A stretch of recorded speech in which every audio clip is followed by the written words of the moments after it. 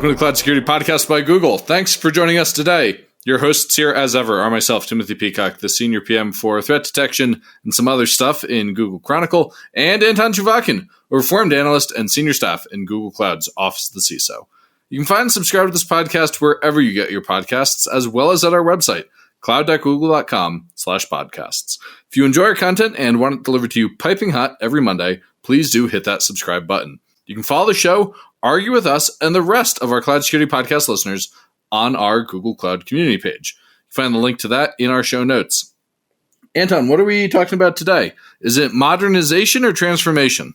Well, that's how, in a few moments, you'd know that we sort of tricked Tim a little bit with a question about whether we are transforming and or optimizing your SOC. But the point is that we are trying to evolve and make the SOC better for the future. And there are multiple routes. Some of them are more transformative than others, but at the same time, some of them are much harder than others. Frankly, for many SOC analysts, I feel like small change is much easier than culture change. A small change in technology is easier than big change in culture. Let me put it this way. Well, that's for sure true. Yeah. Small changes happen every time I open my phone and it's updated software, but culture changes take forever. Indeed. And that's what we would observe in the episode when we talk about how we can either fix the minor problems in the SOC or how we can sometimes transform it to some new model, which would, of course, be magical, but require work. And now, listeners, before you start to think that this episode will include observations as salient and stunning as cultural change is hard, we actually have our most interesting comment towards the back end of the episode. So if you're somebody who doesn't always listen all the way through, I encourage you to stick around for this one. And with that, listeners, let's turn things over to today's guests. Today, we are lucky enough to be joined by Mitchell Rudall, Specialist Master at Deloitte. Can you believe that title? And Alex Glowacki, a Senior Consultant at Deloitte. Alex, I'm sorry you didn't get the awesome title. We were discussing before we started, listeners, should we call him Special Dragon, Master Dragon? But I think with that, I want to dive in. We're talking today about a paper talking about SOC optimization. And, this is, to me, such a critical topic because we have SOCs around the world and nobody thinks, oh yeah, my SOC is the best. My SOC is going to catch every bad guy. And so when we think about optimizing and transforming SOCs, what are we talking about? What's the point of this paper? Where are we going? And how does it help improve security outcomes for people? Yeah, I could jump in here, Tim. So if we really want to cut down to the differential pieces, it's optimization or transformation. Oh, it's neither or, one or the other. Yep, it's definitely. Yeah, it's the essence of the paper. Sorry, Tim, we set you up a little bit because we said you set me up. And or. Well, tell me about the or. What's the trade-off? So think about it, right? You're either doubling down and making sure that what you have today is performing at its optimal pace. You're getting the most value extracted out of your technology. And if you're looking at transformation, you're more so leaning towards the next gen technology. You want to rip and replace. You're looking for a migration. And the key difference between both of those are what technology is used and the people stay the same. That's the most important part. And in both of those cases, there is some risk involved, right? So you need to factor in different types of pieces in your organization. Are you willing to change? Is there anything going on where you could still keep the lights on? Are you able to focus on the technology, the people, or do you need to understand that you got to cut costs and look at your budget and time? So at the end of the day, it is a big problem that all security operations centers have today, but you have to make a decision at one point or the other. I would actually sneak up on the guests and remind the audience that I was also writing the same paper. So we're all three authors. So I'm kind of interviewing myself a little bit. But the point is that we were stuck with one thought sometimes, is that everybody kind of on paper claims to want to transform. But some people neither need to transform nor are able to do it. And for some of those people, and actually what's worse is some people need to transform, but they're unable to. The first step to transformation is admitting that you need to? I'm not quite going there. No. The point is that for some people, the gradual improvement is the right call. And improving what they have is not automatically bad or wrong. Maybe in some situations, you really do need to focus on optimizing what you have. You don't destroy the old tools, buy new ones. You don't fire the old people, get the new ones. No. you actually gradually grow. But for some people, that is just flat out not an option. They would fall behind unless they transform.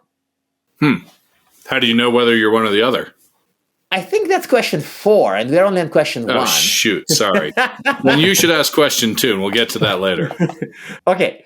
So one thing that came up during the work on the paper is that alert overload, or too many alerts don't require action, is still a major challenge for security operations centers. And this sounds very 2003, I don't know, but it's also 2024. So what are some of the best practices that work today in 2024 for reducing alert fatigue and improving the signal-to-noise ratio in alerts? Yeah, I can take that one, Anton. So as you mentioned, it's a 2003, but also 2024 thing. Alert fatigue has been, is, and I would argue will continue to be a problem for as long as security operations exist. No. 2043? Oh, really? 2143. Yeah. I mean, because at its core... All right. You just earned yourself an invite to season 20 of the podcast to see whether it's still an issue. Well, if I'm still alive, we'll see. But at its core, alert fatigue is not a technology issue, right? So we have a lot of crazy cool tech. A lot is improving over the years, but at its core, it's a process issue. And it really is stemming from a lack of TLC in that, continual cycle of building detection content. Do you have continual tuning and reviews? And, mitigating that is easy in theory, right? Just have more time and more people. So as we all know in the real world, that's hard. It's really hard. So it'll continue to persist as an issue. But that being said, there are definitely a handful of leading practices, to your point, Anton, that can help alleviate this. A lot of them are pretty straightforward and I guess common sense, but some that come to mind are, the first is vet the content that you're building.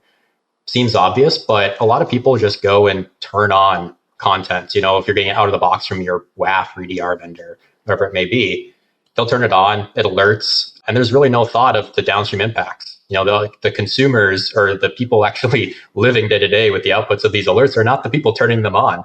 And there's really, a lot of friction there. So while it sounds simple, one very simple best or leading practice is just, do you have a response action for the alert that you're turning on? And if the answer is no, maybe don't turn it on. I know, wild, but the second would be to capture metrics around.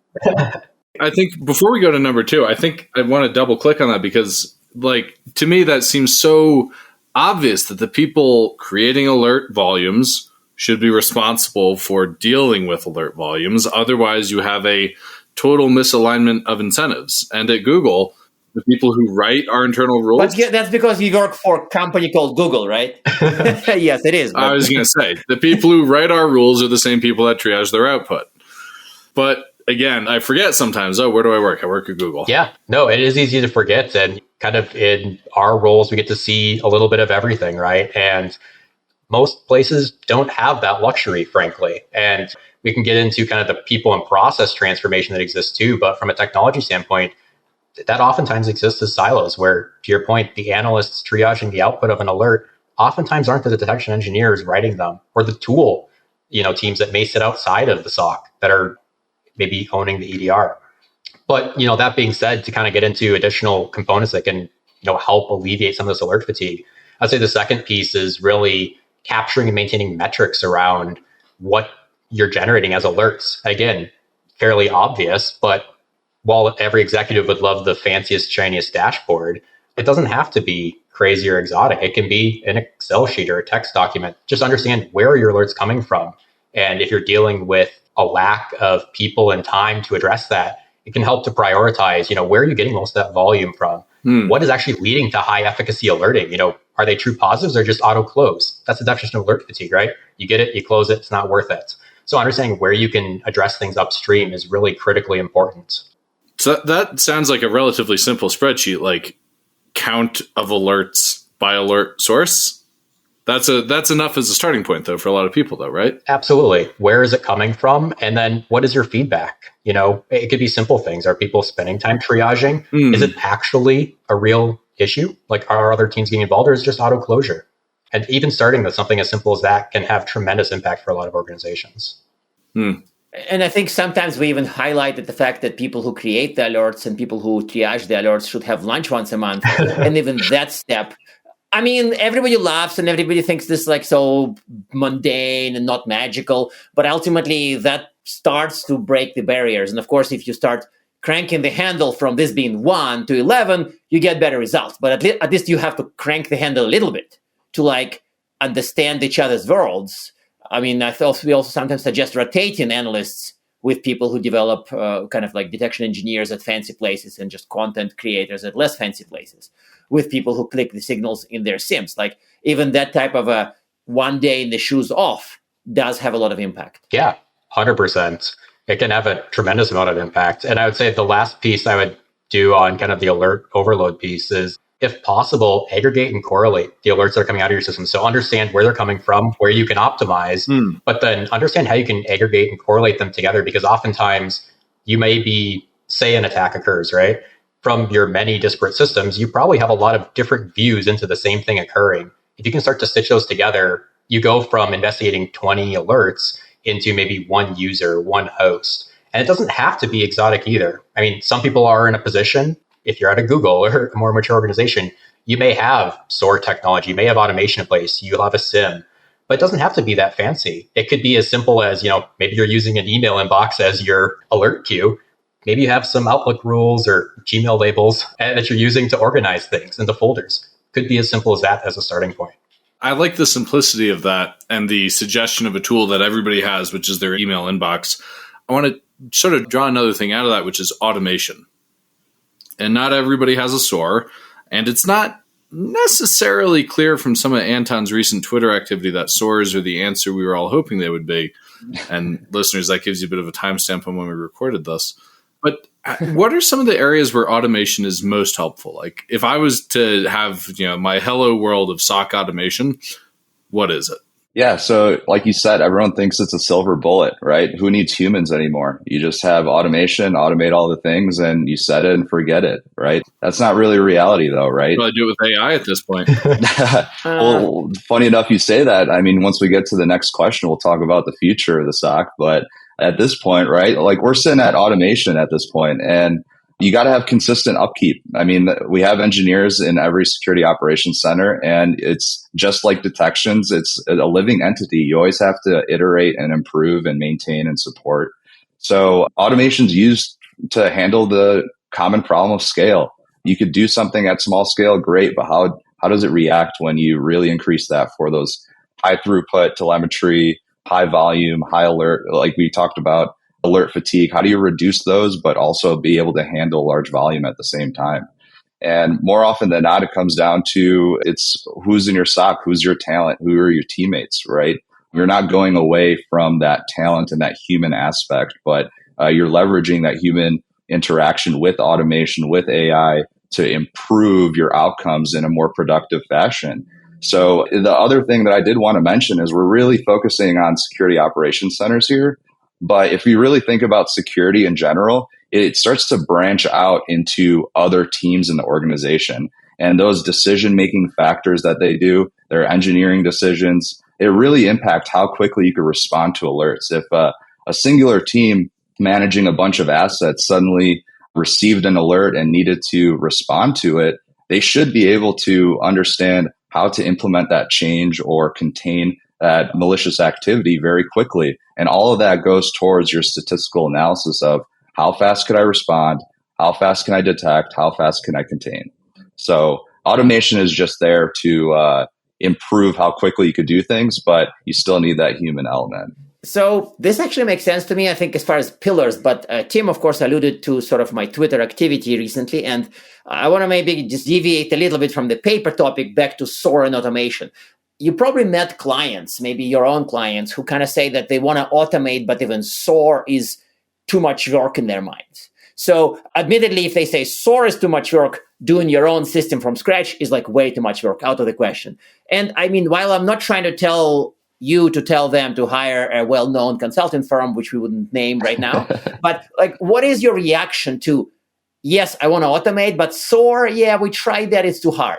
I would say break it down into little pieces, right? It's a big, complex problem, and you don't have to do everything in one swing.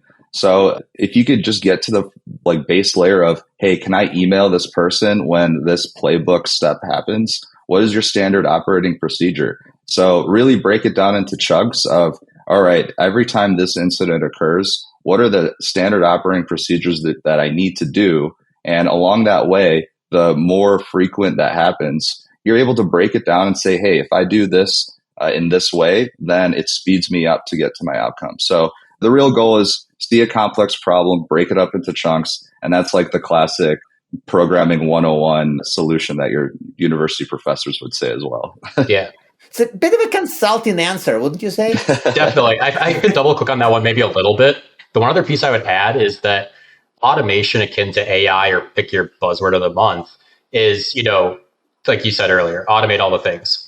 I think a lot of it is not as exotic, right? A lot of it is invisible to us, because if we look at tools over the past couple of years, a lot of the tasks that we would consider, 5 years ago as like automation and additional augmentation to tools to do engineering efforts to automate things, a lot of that's built in now, frankly. So, and I think that'll continue to progress. So using some examples like enrichment or contextualization, previously that would be an automation workflow, to your point, Anton, like that exists in your SOAR or your custom engineering. But a lot of tools, EDR or SIMs, are including that earlier on in the pipeline. I think something that's really critical there is not only is it alleviating that alert fatigue, as we mentioned earlier, by helping speed up the automation component of triage and decision making, but now it's an input to the detection logic itself. So you can alleviate the false positives before they even are generated and happen. I think part of that is also on vendors and tool systems, ones who shall not be named as well. So like part of that shifts on to the tooling to keep that automation improving as kind of an invisible component too.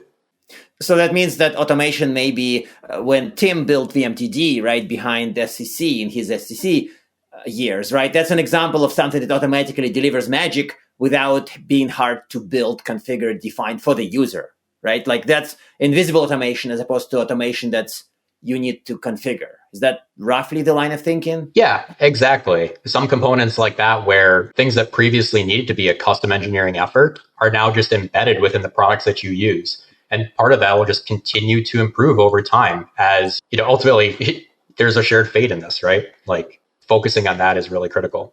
So I want to switch gears from machines and systems to humans, because with many types of automation, whether it's SOAR or writing your own scripts and code, it sounds like the skill sets are somewhat different. And I think if I mention Twitter again or X, people still debate whether you need to know how to code to be a security professional in general.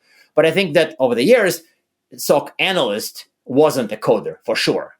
So we point out that automation, that they need to develop some things. So the paper also highlights the need to change the skills if you transform. So what specific skills and knowledge, in your opinion, would be most important for future SOC analysts or engineers? I don't know, 5 years, however ambitious you want to go. Please don't go 20 years. Yeah, well, if it's 20, that's just AI, right? So, AI, but not. Yeah. No, but in all seriousness, I think to your point, there's definitely an engineering-led culture shift. And I do think that permeates into security. So to Alex's earlier point, there's a dependency outside of the SOC. And I think that becomes ever more present as we try to shift left, or whatever terminology you want to use, kind of within our own security operations and our detection engineering. So do we still have tiers of escalation, a 1, 2, 3, or whatever numbering schema you use? Maybe not. Again, can't speak to the ambitious nature of 5-10 years and migrating away from that model. But I do think it is critically important to have input.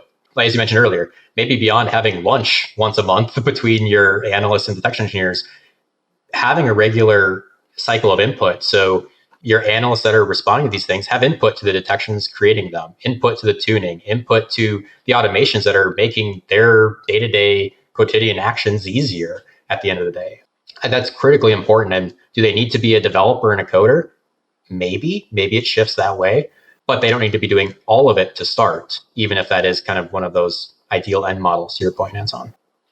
Yeah, a couple things to add though, right? With the developer mindset, you don't have to be a full-on developer to be providing valuable contributions, right? But understanding the different technologies and their purposes in the environment, you just want to be able to know that, hey, this is an EDR solution. This is why it's there. This is who I'm contacting. This is an IAM team. This is what they're managing, and this is what they're supposed to be doing. Letting them know that these are the appropriate security policies. These are the appropriate security techniques to build and engineer safely rather than getting bit by the bullet at the end of the day. I really like these concepts around how do we get these people to work better together. I think this gets back to an enduring theme on the show, which is that security is a team sport. And the idea of having lunch together seems so basic, but it really does make a difference for people getting along better. I hate to ask questions like this because Anton always makes fun of them when he got them as an analyst. But you guys aren't analysts, you're consultants, so I can get away with it. What are your predictions for the future of SOC? I could start that off. So I think it's a mixed bag, right? We're talking about technology. We're talking about people. I think some of the non-fancy, AI is a big topic right now, but think about just like getting your data to a particular platform and being able to funnel it to different locations, right? One input, multiple destinations. Maybe that it's a particular data lake where you're centralizing your data. Maybe you're starting to work with other teams to divert that data and share that telemetry so that you're not doing any shadow IT where one team needs a certain piece of telemetry, another team needs a different piece of telemetry, and you're building your own pipelines at the end of the day. So maybe you're not only feeding your SIM, right? It could be working with different teams in your organization. So I think the first part of that is it's going to be a mixed bag, and everyone's going to find what new approaches are to tackle the old things, the old issues, what new approaches are to tackle the new issues or the unknowns. So I think that's a big part of just understanding that you could use different technologies, you could use different techniques, and you could come out with the same outcome. But that's complex. I mean, I don't want to turn it into kind of a maybe too much of a sales story, but like it does sound like we would be moving to the world that's more complex. And I don't necessarily point at increased role for consultants. I really mean more about the fact that the world is genuinely more complex. I have a SIM, I have an EDR, I have a data lake, I also have some kind of other storage, and I'm trying to make sense of it all in the coherent strategy, right? Like that's a rich but scary future, right? It is, but there is shared responsibility as a team sport, to Tim's point, right? So like Alex was mentioning, understanding that some of this workload for all of this profusion of telemetry can be shared among other engineering teams to people outside of the SOC. So while it is growing and becoming more complex, you're ultimately all solving similar yet slightly nuanced problems. So understanding your platform engineering teams, your telemetry teams, your whatever your organization looks like, you're all solving similar issues and then using it for different outcomes. So trying to share some of that at the front can actually, while it is scaling, probably cut down on your existing workload even as they exist today. One thing that came up in regards to AI that I think you quickly mentioned is that I think that in the future, would we expect more certainty about, say, Gen AI use cases? Because I sense that right now we are in the very end of the mad rush to try to apply it to everything. And it's very clear, and I've seen a few days ago, I've seen some vendor slide that said LLMs aren't enough. And I'm like, yes, we are starting to fall off the hype cycle. That's great. So we are not really in the, oh my God, Gen AI would fix all the problems, but we are in a, oh, I see, these use cases are good, these are bad. What's your take on this? Do you see any kind of niche for the future? What are the use cases that are promising in your mind? I'm thinking that there are particular use cases like you mentioned, right? It's specialized use cases. What does it do well? And some things that you could use that to do is text summarization. Let's say you have some sort of threat intelligence briefing, or you're going through investigation case notes, and you really need to quickly get up to speed. That is what AI strives and does really well today and really accelerates you to getting to your desired outcome. And on the other side, like think of just aggregating data, right? You could get statistical approaches to your detection rules and really seeing what is more powerful today, what is coming out of it at the end of the day after tuning, and providing a direction to where you need to go. That's exciting, and I guess also optimistic in regards to how SecOps would be a little easier in the future. But what about the process side? Like ultimately, just as SOC, at least some SOCs, not ours perhaps, or not our similar operation, originated from original NOC thinking, when the processes are essentially inherited the NOC DNA from the 80s, if not the 70s. So do you think that process would survive in the future, or would this more engineering-led automated approach would become more widespread? I think I'm asking a very rambling question, which I think leads us to think, do you think the SOC of plus 5 years would look like SOC of today? at many companies, or would it be more different? I would hope not. I ultimately want to continually improving, whether you're transforming or whether you're optimizing what you have, right? I think at the end, to kind of bring it full circle, you have to change to keep up with the times. We work in a discipline where our adversaries aren't just setting and forgetting. So you have to continue iterating on your processes, whether that's the people, the process, or the technology. So I think a lot of that does change with time. And whatever the tools look like 5-10 years from now, we'll see what they are. But at the core of it, I think it's all human. It's all people, right? I don't think it's going to be an army of little AI robots. Maybe they'll make our lives a lot easier. I think it's important to remember that at the core of this, it's a human problem. It's a human construct. So using the tools and the processes to make the humans ultimately most impactful to deliver the outcomes, which is reducing risk to the organization, right? However we do that, I think it has to change ultimately. And whether that's engineering led or what that looks like, time will tell with what tools come out ultimately. I really like that answer. Yeah, me too. And I was always like, that was people who sometimes don't listen to the end of a podcast, in this case, better do that. Of course, I'm telling this after.